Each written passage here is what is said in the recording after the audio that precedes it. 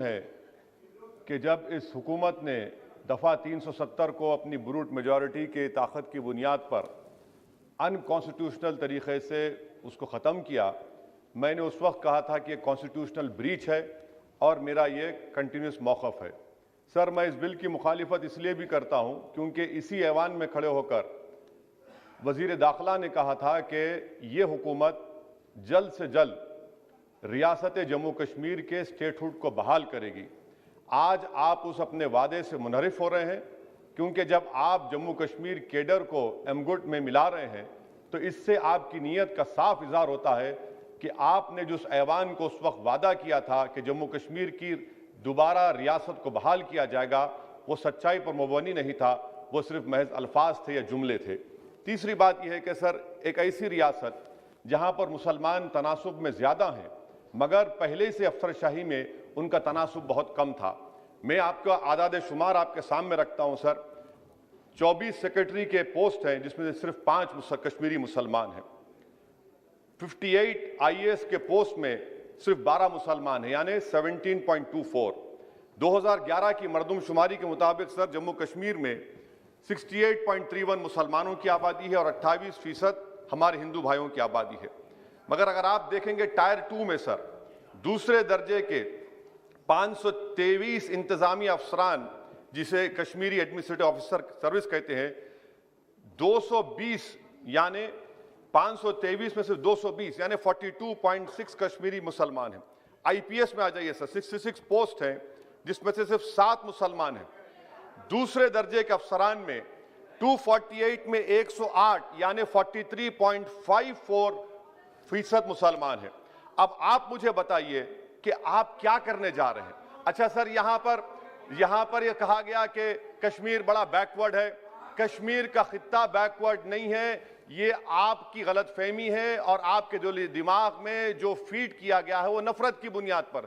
सच्चाई यह है कि इस खित्ते में गुर्बत की सतह से नीचे का तनासुब 10.31 है और पूरे भारत में 21.92 है। मैं सरकार से जानना चाहता हूं कि आखिर आप कश्मीर की रियासत के स्टेटहुड को बहाल करेंगे, नहीं करेंगे। चौथा बात यह कि आपकी गलत फैसले की बुनियाद पर दूसरे ऐवान में एक भी कश्मीरी रुकने पार्लियामान नहीं है। यह हमारे मुल्क की, भारत की तारीख में तीसरी मरतबा ऐसा हुआ है। मेरा चौथा सवाल हुकूमत से यह है कि हम ये कहते हैं, ये आपका मानना सही है कि हमारे मुल्क में बाहर के दीगर ममालिक को मदाखलत करने की कोई जरूरत नहीं है, मगर आप उनको लेकर गए ना। आप तो यूरोपियन पार्लियामेंट के लोगों को लेकर गए। अब तीसरी मरतबा आप यूरोप के सफीरों को 16 फरवरी को खबर है कि आप लेकर जा रहे हैं। आखिर ये FDI नहीं है? क्यों यूरोप के लोग कश्मीर जाएंगे? आप एक ऑल पार्टी मीटिंग लेकर जाइए ना डेलीगेशन को। आप यूरोप के डेलीगेशन को कश्मीर लेकर जा रहे हैं। क्या आप चाह रहे हैं मदाखलत करना? इसको इंटरनेशनलाइज आप कर रहे हैं। मैं वजीर दाखिला से पूछना चाहता हूं सर कि आखिर कितने बच्चे कश्मीर के आगरा की जेल में, बरेली की जेल में, अंबेडकर नगर की जेल में है।